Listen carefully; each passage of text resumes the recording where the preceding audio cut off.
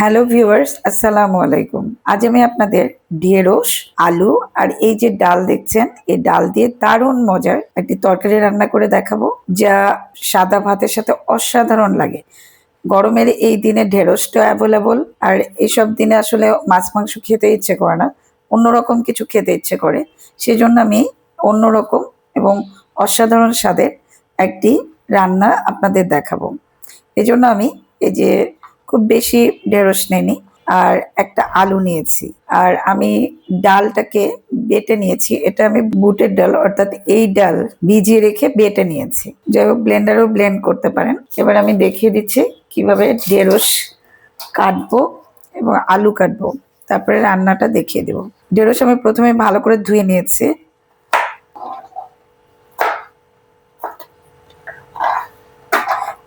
যেগুলো একটু বড় ঢেঁড়স সেগুলোকে আমি 3 ভাগ করছি, আর এগুলো মোটামুটি সেগুলোকে এভাবে করে প্রত্যেকটা ঢেঁড়স আমি কেটে নিব।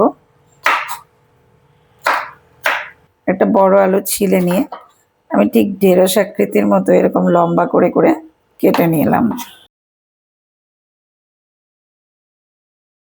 ডালটাকে আমি বড়া বানাবো, এই জন্য অল্প কিছু পেঁয়াজ দিয়ে দিচ্ছি, একটু কাঁচামরিচ কুচি দিয়ে দিচ্ছি, 4-5টা কাঁচামরিচ কুচি, 1 চা চামচ লবণ দিলাম, আধা চা চামচ হলুদ দিলাম, আধা চা চামচ ধনিয়া গুঁড়া, আর আধা চা চামচ জিরে গুঁড়া দিলাম, 1 চা চামচ করে আদা ও রসুন বাটা দিলাম। দিয়ে এবার মাখিয়ে নিচ্ছি।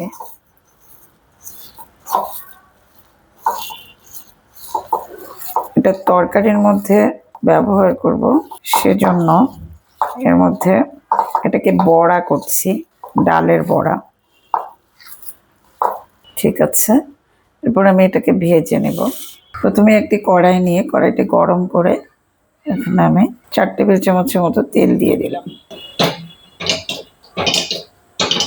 তেলটা একটু গরম হলে আলুগুলো দিব, আলুটা একটু ভেজে নেব। আলুর উপরে একটু লবণ দিয়ে দিচ্ছি, হালকা লবণ। আলুটা আমি মোটামুটি 4 মিনিটের মতো ভাজলাম, ভেজে উঠিয়ে নিচ্ছি।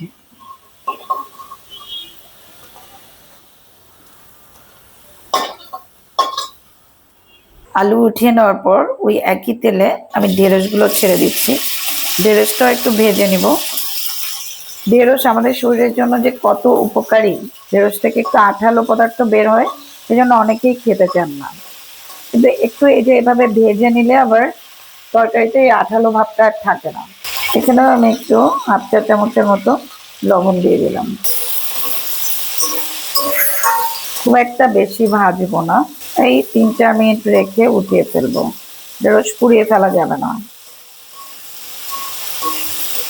আমি ঢেঁড়সটা মোটামুটি ভেজে নিয়েছে, এবার উঠিয়ে ফেলছে। এবার আমি ওখানে আর একটু তেল দিলাম, আর 1 টেবিল চামচ 2টো পেঁয়াজ কুচি দিয়ে দিলাম।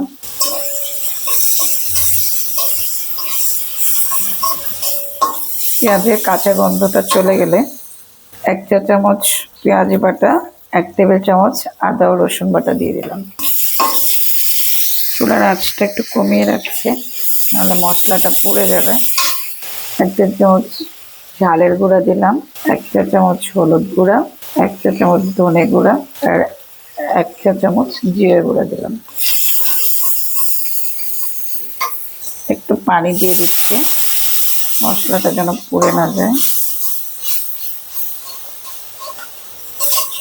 2-3 মিনিট নাড়াচাড়া করার পরে এই যে দেখুন তেল বেরোচ্ছে, এই অবস্থায় আমি আলু এবং ঢেঁড়সটা ঢেলে দিচ্ছি।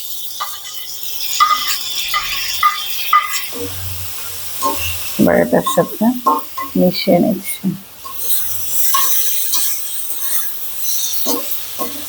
লবণ আমি সবটাতেই একটু একটু করে দিয়েছি, সেজন্য এখানে একটু কম লবণ দিচ্ছি, 1.5 চা চামচের মতো।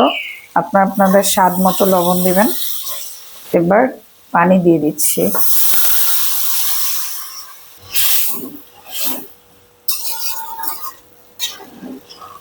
খুব বেশি পানিও দেব না, কারণ আগেই সব ভেজে নিয়েছি, সেদ্ধ হয়ে গিয়েছে।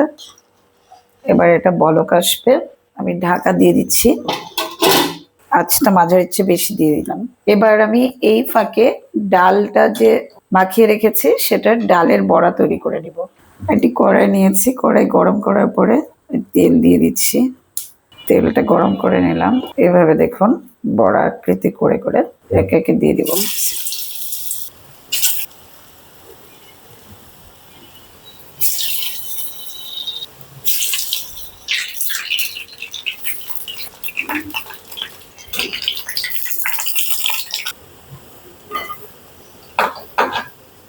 এভাবে আমি উঠিয়ে নিচ্ছি একে একে। 4-5 মিনিট করে এক একটা বড়া ভাজলাম।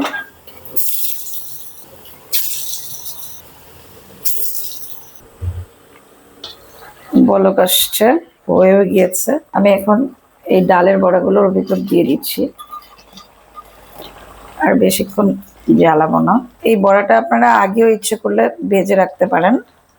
আমি তরকারি হতে হতে এটা করেছি আমার কাজের সুবিধার জন্য। আর কিছুক্ষণ আমি রাখবো চুলায়, একটু ঢাকা দিয়ে দিচ্ছি। আমি 5 থেকে 6 মিনিট পর ফিরে আসলাম। বড়াগুলো দিয়েছিলাম, সেগুলো অনেক সুন্দর মতো মশলা টশলা ঢুকে গিয়েছে। এই অবস্থায় আমি নামিয়ে ফেলবো। আর এটা ডালের বড়া, এই জন্য আলুর মতো এটাও ঝোলটাকে শুষে নেয়, এই জন্য এরকম একটু হালকা হালকা ঝোল। এই অবস্থায় আমি চুলাটা নিভিয়ে দিয়েছি। এবার আমি নামিয়ে ফেলবো। নামিয়ে ফেলছি। দেখুন তরকারির কালারটা কত সুন্দর হয়েছে। খেতেও এটা কিন্তু ভীষণ টেস্টি। এই গরমের মধ্যে এই তরকারিটি চমৎকার লাগে খেতে। গরমে আসলে কোনো কিছু খেতে ইচ্ছে করে না, মাছ মাংস। এক প্লেট সাদা ভাত ইজিলি খেয়ে নেওয়া যায়।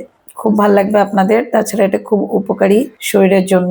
আশা করি আপনাদের রেসিপিটি সহজ লেগেছে এবং ভালো লেগেছে। ভালো লাগলে প্লিজ আমার পাশে থাকুন, আমার চ্যানেলকে সাবস্ক্রাইব করুন।